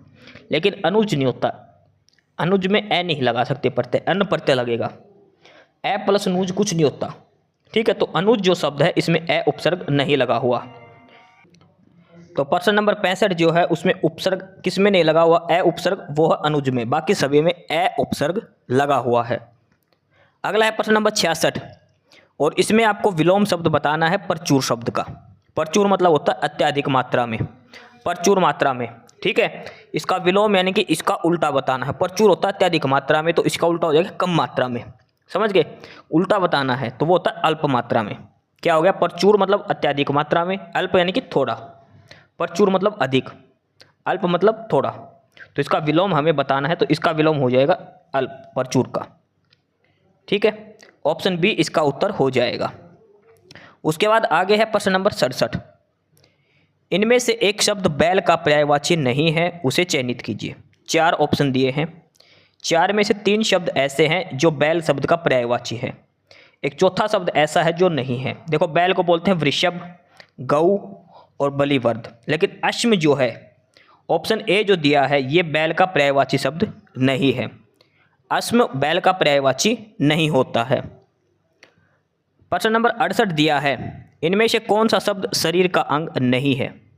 देखो, शरीर के अंग पूछे हैं और प्रॉपर हिंदी में ये पूछा गया है। तर्जनी, तर्जनी होती है हमारी चिटली उंगली। कपोल, कपाल होती है खोपड़ी हमारी। उदर, उदर होता है हमारा पेट, उदर होता है पेट। उत्तरीय, ये ऐसा कोई शरीर का अंग नहीं है। उत्तरीय जो शब्द है ये हमारा शरीर का अंग है, उनसे संबंधित नहीं है। ऑप्शन बी इसका उत्तर हो जाएगा। प्रश्न नंबर 69 है, आरसी का अर्थ क्या है? आरसी, एक वो मत समझ लेना आरसी जो व्हीकल की आरसी होती है वो नहीं। आरसी का शब्द क्या है? परंतु आरसी का अर्थ वैदिक वाणी होता है। ये समरूपी भिन्न आर्थी शब्द हैं। देखो, आरसी और आरसी 2 शब्द हैं। जो आरसी है पीछे वाला, इसका अर्थ होता है वैदिक वाणी। अब इसने आगे वाले शब्द का मतलब पूछा आरसी का। हाथ कंगन को आरसी क्या, पढ़े लिखे को फारसी क्या, वो आरसी है ये। तो आरसी का क्या अर्थ होता है? कमजोर, चेहरा, दर्पण या फिर मोहित। तो आरसी का मतलब होता है दर्पण। देखो, दोनों समान रूप, ये दोनों जो शब्द हैं ये समरूपी भिन्न अर्थक है। एक जैसा रूप है आरसी, आरसी, अर्थ अलग अलग है। इस दूसरे का अर्थ है वैदिक वाणी, पहला आरसी का अर्थ है दर्पण। ध्यान रखना, कई बार इस शब्द का मतलब जरूर पूछा जाता है हिंदी में। प्रश्न नंबर 70 दिया है, जिस पर हमला न किया गया हो, इस वाक्यांश के लिए एक शब्द। जिस पर हमला ना किया गया हो वो बताना है। आक्रांता, अयोध्या, आक्रामक या अनाक्रांत, तो वो होता है अनाक्रांत। अनाक्रांत वो होता है जिस पर हमला न किया गया हो। ठीक है, ऑप्शन डी इसका उत्तर हो जाएगा। तो यहाँ पे हमारे 70% पूरे होते हैं। 70% पूरे होने का मतलब यहाँ पे हमारी हिंदी पूरी हो गई। GK, computer, Haryana GK, Hindi, English ये पूरी हो गई।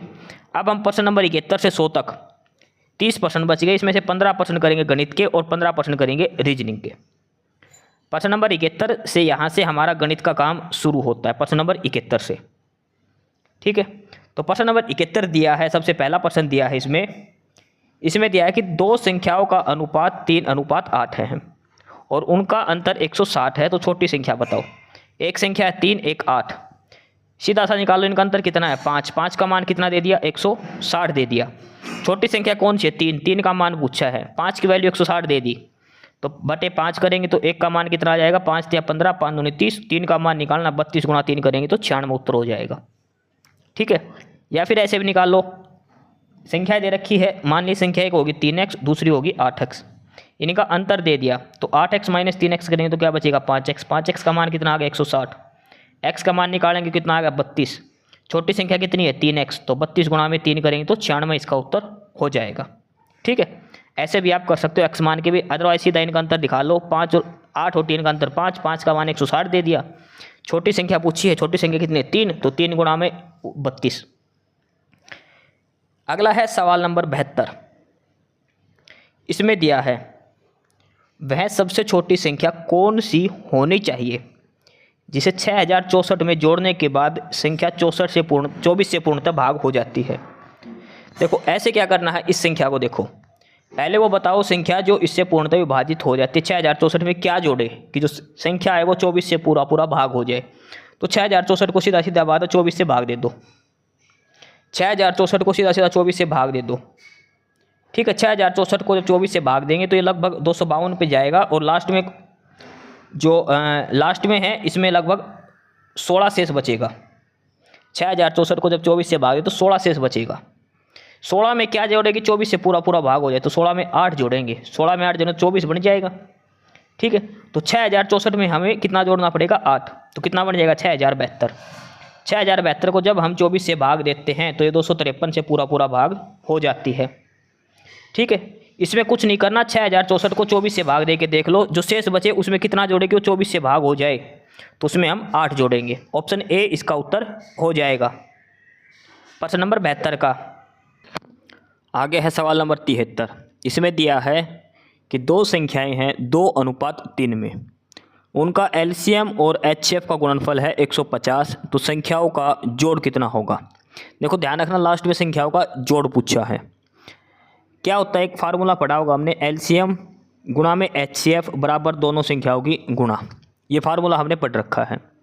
अब संख्याओं का अनुपात दे रखा है 2:3, तो एक संख्या मान ली हमने 2x हो जाएगी, दूसरी क्या हो जाएगी 3x। एक संख्या हो गई 2x, दूसरी हो गई 3x, दो संख्या होगी। अब इस फार्मूले में रख दो एलसीएम गुणा एचसीएफ बराबर दोनों संख्याओं का गुणनफल।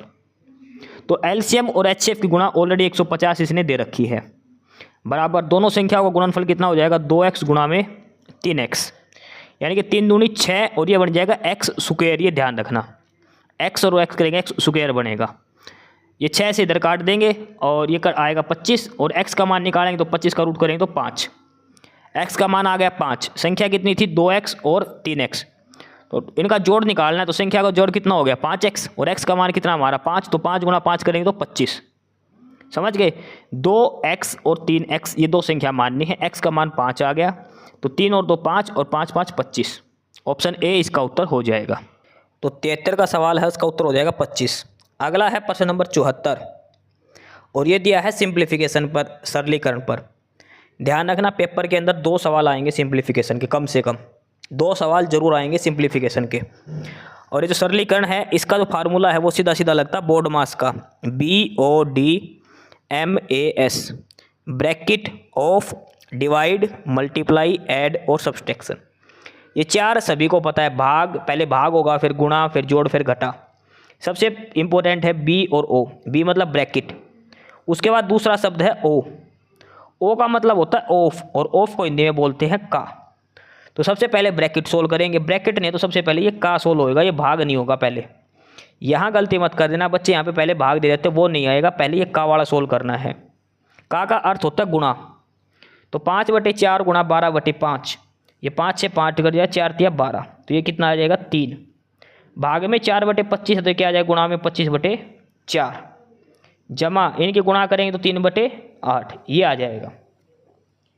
ठीक है, 3 गुणा 25/4 जमा 3/8, यानी कि 75/4 जमा 3/8, और इसको हम करेंगे तो ये आ जाएगा 153/8 सिंप्लीफाई करने पर। भाई 75/4 है, डबल करेंगे तो 150/8 जमा 3/8, 153/8। ठीक है, तो प्रश्न नंबर 74 का जो उत्तर हो जाएगा ऑप्शन बी 153/8 इसका उत्तर हो जाएगा। प्रश्न नंबर 75 दिया है, काफ़ी अच्छा सवाल है ये, थोड़ा सोच समझ के करना है। एक पार्किंग में सभी वाहनों का औसत वजन है 4000 किलोग्राम।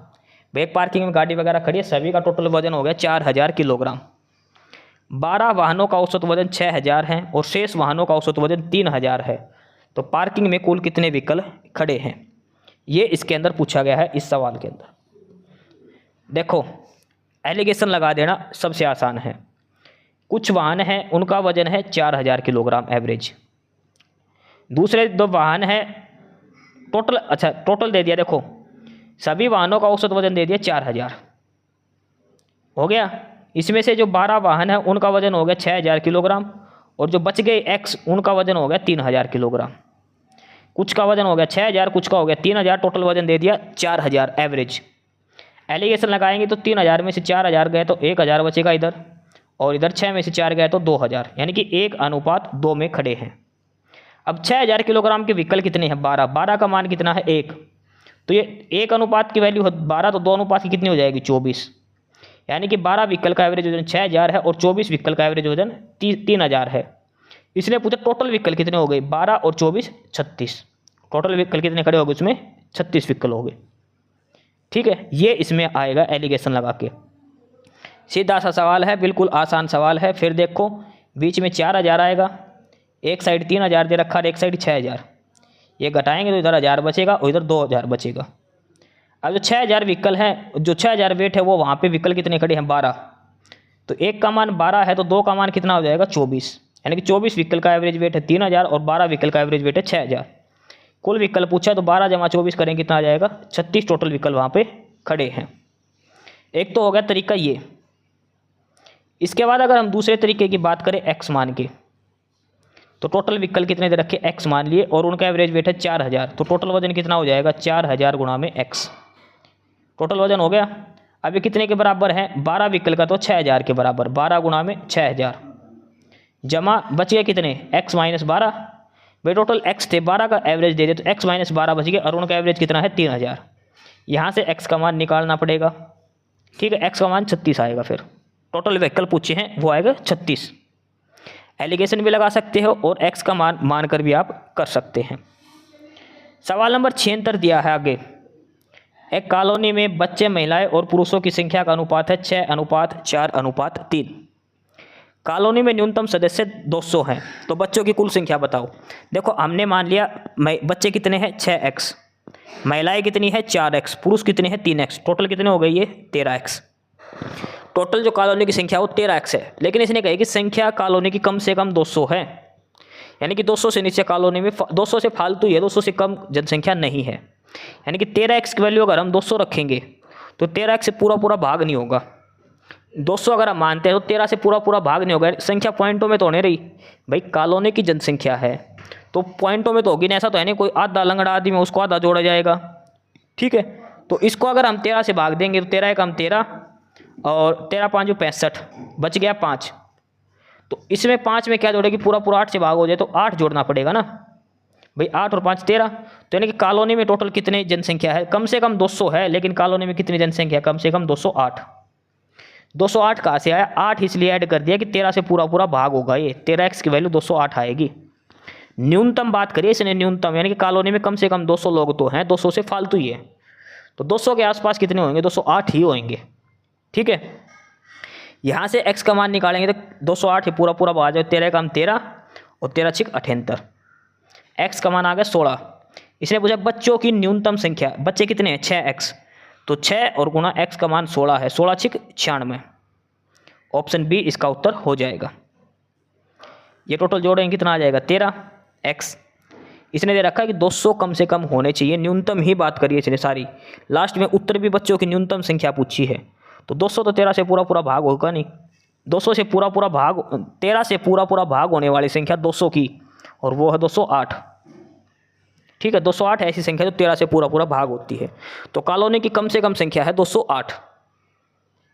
ठीक है, और उसमें से बच्चे हैं 6 गुणा में 16 करेंगे तो 16 6 96 आ जाएगा। सवाल नंबर 77 दिया है। 84,000 में खरीदे गए एक स्कूटर का मूल्य 10% प्रतिवर्ष की दर से कम होता है। देखो रेट कम होना यानी कि हानि होना, लगातार 2 साल 3 साल कितना भी हो, तो 10% का मतलब कितना होता है 9/10। अगर ये 10% बढ़ता तो क्या लिखते हैं हम 11/10। लेकिन कम हो रहा तो अब लिखेंगे 9/10। लगातार 2 साल कम हुआ तो 9/10। पहले मूल्य कितना था 84,000, तो 84,000 गुणा 9/10 गुणा में 9/10। ठीक है, ये आपको सोल्व करना है।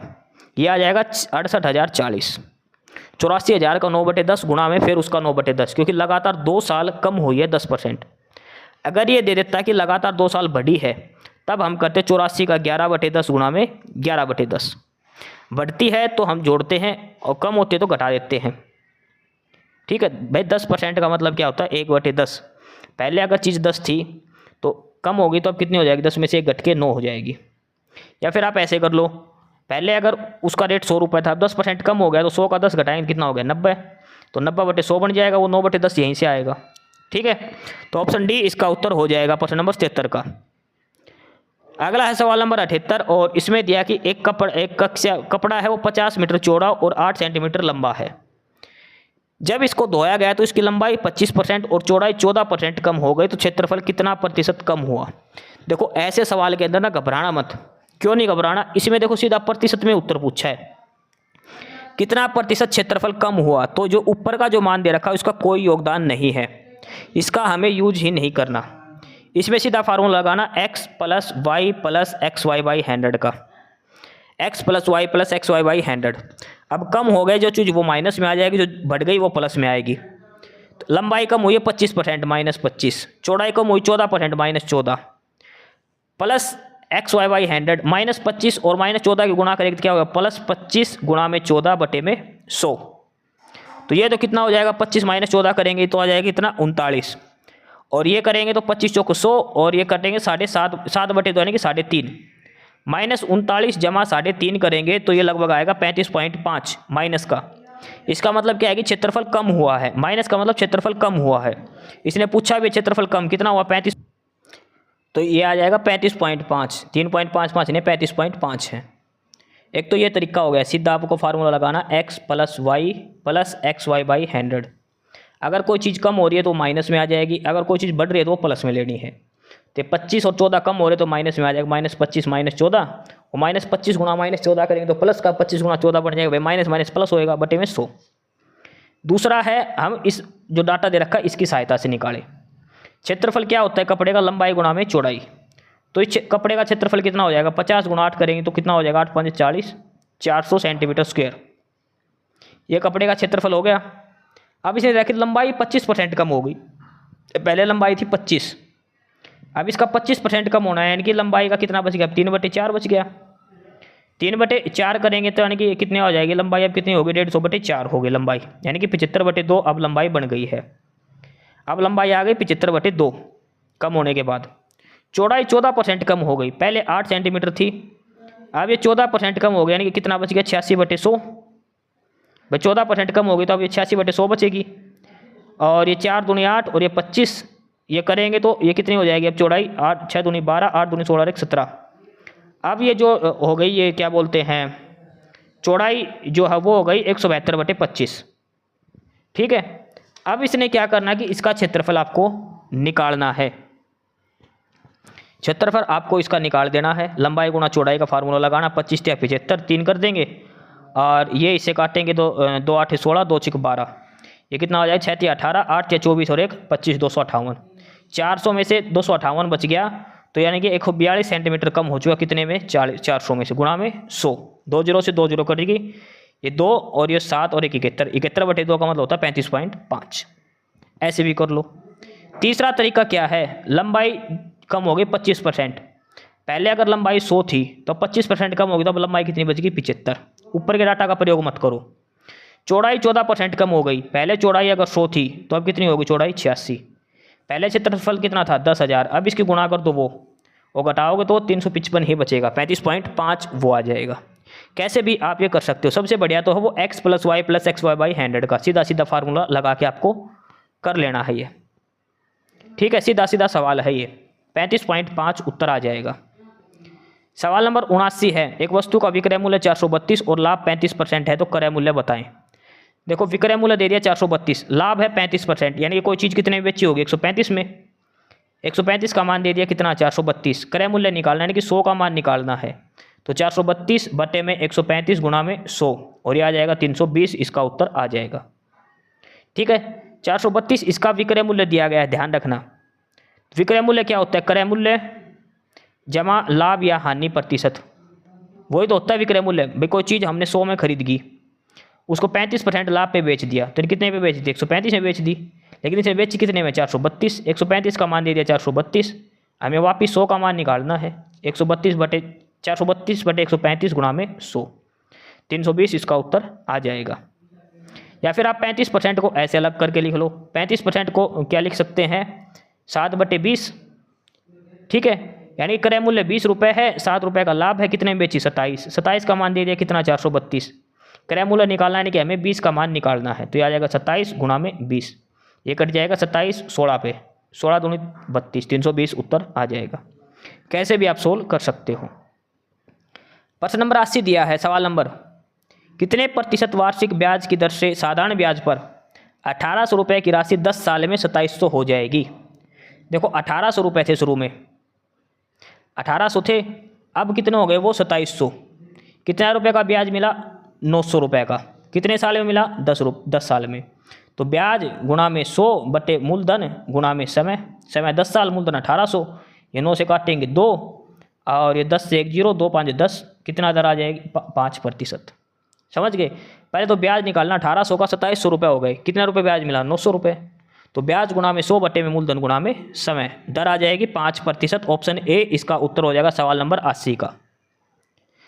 सवाल नंबर 81 है, ये मिक्सर वाला क्वेश्चन है, मिक्सर और एलिगेशन का जो होता है उसमें। इसमें दिया है कि 100 लीटर दूध है, दूध और पानी का मिश्रण है, इसमें दूध है 3:2, दूध और पानी का अनुपात दे दिया 3:2, मिल्क और वाटर। अब अनुपात हो गया दूसरा 2:3। इसमें मिलाया क्या है? पानी मिलाया है। भाई तो कितना मिश्रण पानी कितना डालना चाहिए? तो अगर पानी हम इसमें मिलाएंगे तो दूध तो बराबर होना चाहिए, पहले भी दूध 3 था तो अब भी 3 होना चाहिए। इन दोनों को बराबर करेंगे तो इसको 2 से गुणा कर दो, इसको 3 से, तो दोनों जगह 6 हो जाएंगे।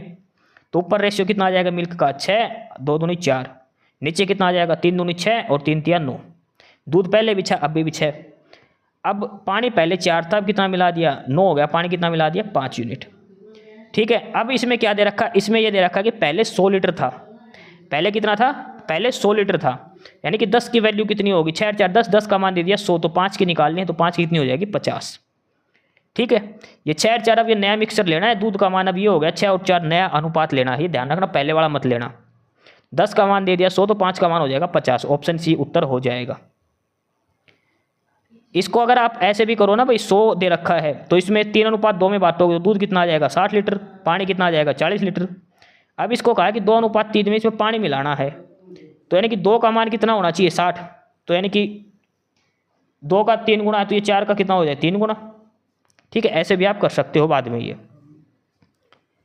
सवाल नंबर 82 दिया है, P और Q एक काम को मिलकर 20 दिन में करते हैं। P 1,36,000 दिन में करता, तो Q कितने में करेगा? देखो P + Q दे दिया 20 दिन में, P 1,00,000 दे दिया 36 दिन में, इनका एलसीएम ले लो। 20 और 136 का आपको एलसीएम लेना है पहले तो। 20 और 136 का एलसीएम आ जाएगा 180, ये 9 क्षमता आ जाएगी और इसकी आ जाएगी 5, P की क्षमता 5, P + Q की 9, तो अकेले Q की कितनी आ जाएगी? 9 - 5 करेंगे तो 4। टोटल काम है 180, क्षमता कितने Q की? 4, तो कितने दिन में कर लेगा ये? 180 बटे 4 दिन में। 180 बटे 4 का मतलब होता है 45 दिन में काम कर लेगा। Q अगला कितने दिन में करेगा? 45 दिन में। सवाल नंबर 83 दिया है, आगे है सवाल नंबर 83। इसमें दिया है, यदि सोहन 25 मीटर पर सेकंड की गति से एक बाइक चला रहा है तो 540 किलोमीटर की दूरी तय करने में कितना समय लगेगा?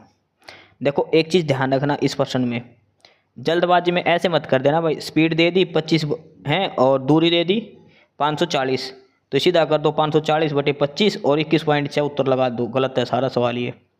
क्यों गलत है? ये मीटर पर सेकंड में दिया और ये किलोमीटर में, और उत्तर पूछा हमें घंटे में। समझ गए? तो जो स्पीड है 25 मीटर पर सेकंड, इसको किलोमीटर प्रति घंटा में बनाना है, यानी कि इसको 18 बटे 5 से गुणा करनी पड़ेगी। 5 5 25, यानी कि उसकी स्पीड कितनी आ गई? 90 किलोमीटर प्रति घंटा। 90 किलोमीटर प्रति घंटा ये उसकी स्पीड है।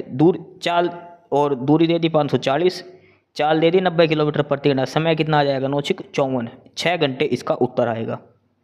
ये जो चाल दे रखी है 90 मीटर प्रति सेकंड, इसको किलोमीटर प्रति घंटा में बनाना है, क्योंकि उत्तर घंटे में दिया है। अगर उत्तर सेकंड में होता तो जो 540 किलोमीटर है इसको मीटर में बनाना पड़ता। ठीक है, तो 25 मीटर पर सेकंड है, इसको किलोमीटर प्रति घंटा के अंदर बदलना है। ऑप्शन डी इसका उत्तर हो जाएगा। सवाल नंबर 84 है, ये पाई चार्ट का है, ये आप खुद से देख लेना। ये सवाल नंबर 85 है, ये दशमलव मान वाला, ये कई बार क्वेश्चन आता है। ये टर्मिनेटिंग डेसिमल। टर्मिनेटिंग डेसिमल क्या होता है? ऊपर वाले को नीचे से भाग देने पर 0 पॉइंट जो भी आता है ना पॉइंट का, तो खत्म हो जाए संख्या। ऐसे नहीं जैसे 1/3 है, 1/3 नॉन टर्मिनेटिंग, कैसे आएगा? 0.3333 कभी ख़त्म नहीं होता। ठीक है, तो इसलिए टर्मिनेटिंग हो जो ख़त्म हो जाए। जैसे 1/5 करेंगे तो आ जाएगा 0.2, बस खत्म, आगे तो भाग होना है, पूरा पूरा भाग हो जाए। तो इसमें पूछे कौन सी टर्मिनेटिंग डेसिमल है, इसमें कौन सा टर्मिनेटिंग डेसिमल है? तो वो है 9/72। 9/72, 9/72 क्या होता है? 1/8। ठीक है, 1/8 करें तो 0.125, इस पर ख़त्म हो जाएगा। ठीक है, तो इसका उत्तर आएगा सी। तो ये हमारे 85 सवाल हो गए। 85 मतलब यहाँ पे हमारा गणित पूरा हो गया। GK, Haryana GK, computer, Hindi, English और गणित। अब लास्ट बचता हमारा रीजनिंग। सवाल नंबर 86 से लेकर 100 तक अब हम रीजनिंग करेंगे।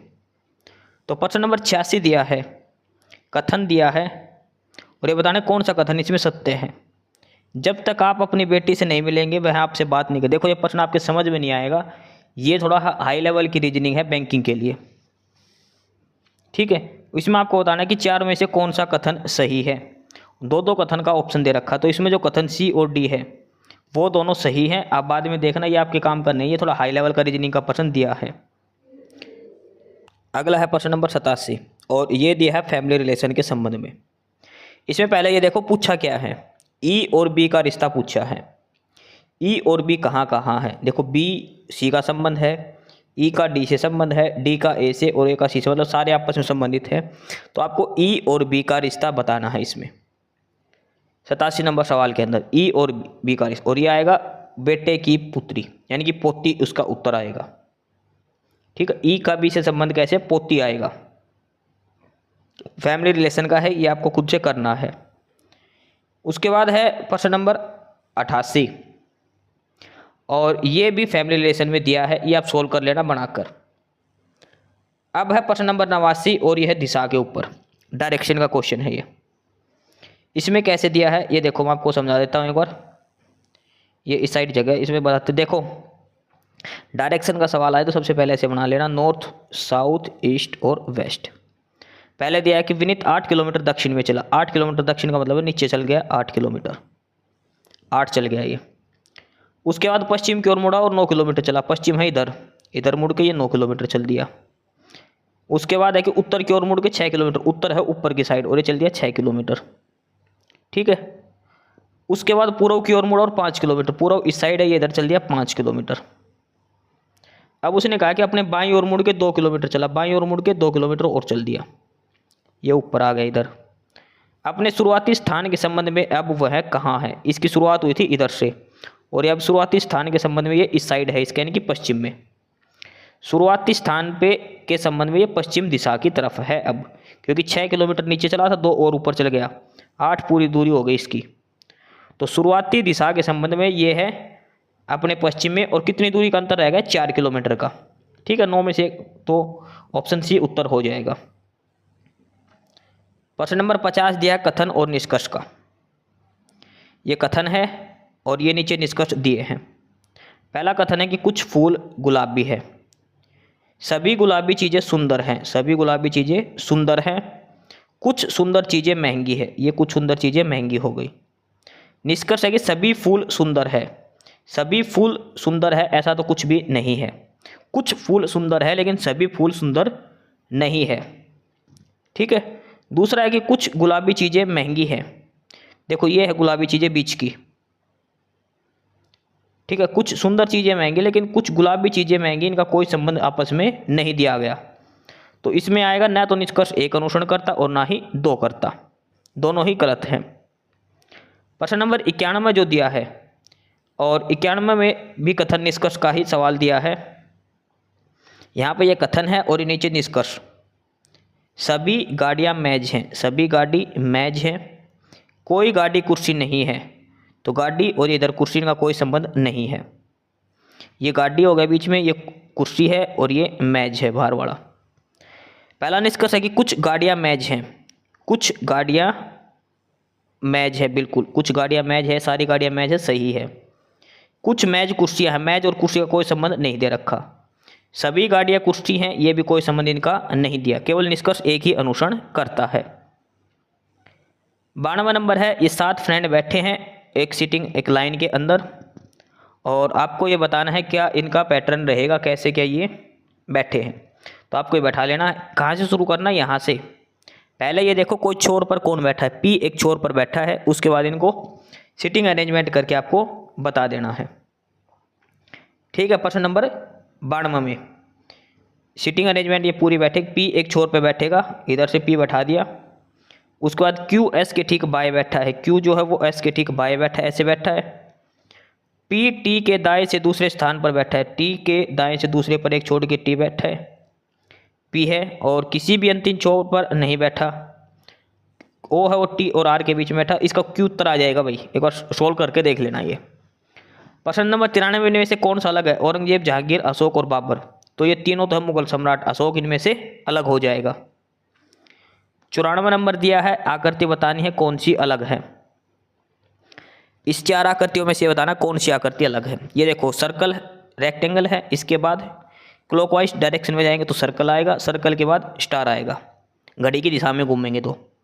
देखो सर्कल, सर्कल के बाद स्टार, स्टार के बाद रेक्टेंगल, रेक्टेंगल के बाद सर्कल, घड़ी की दिशा में घूम रहे हैं। रेक्टेंगल के बाद सर्कल, सर्कल के बाद स्टार और स्टार के बाद रेक्टेंगल। लेकिन इसमें देखो स्टार के बाद रेक्टेंगल आना था, लेकिन स्टार के बाद सर्कल दे दिया, इसमें उल्टा दे दिया। ये एंटी क्लॉकवाइज डायरेक्शन में इमेज दे रखी है। बाकी इन तीनों में जो फोटो दे रखी है वो घड़ी की दिशा में क्लॉकवाइज दे रखी है, इसमें एंटी क्लॉकवाइज दी गई है। 95 का है कथन निष्कर्ष। कथन दिया है और ये निष्कर्ष। कथन है कि खिलाड़ियों से बात करते हुए कोच ने कहा क्लब में उच्च श्रेणी की प्रतिभा विलुप्तता में है। ये कोच ने कहा। तो निष्कर्ष है कि कोच खिलाड़ियों की क्षमता को परखने में सक्षम है। बिल्कुल सही, कोच तो सक्षम होता ही है खिलाड़ियों को परखने में। दूसरा है कि कोच अपनी टीम की प्रतिभा को स्वीकार रहा है। बिल्कुल सही, इसलिए तो उसने कहा कि प्रतिभा विलुप्त हो रही है, यानी कि दोनों ही निष्कर्ष इसमें सही है। 96 नंबर का है, ये 4-4 का सेट दिया, इसमें बताना है कि कौन सा सेट एक अलग है इनमें से, कौन सा इसमें से अलग है। देखो डी और डब्ल्यू का उल्टा, एच एस का उल्टा, एफ यू का उल्टा, ई डब्ल्यू ई वी का उल्टा, ये तो सारा सही हो गया।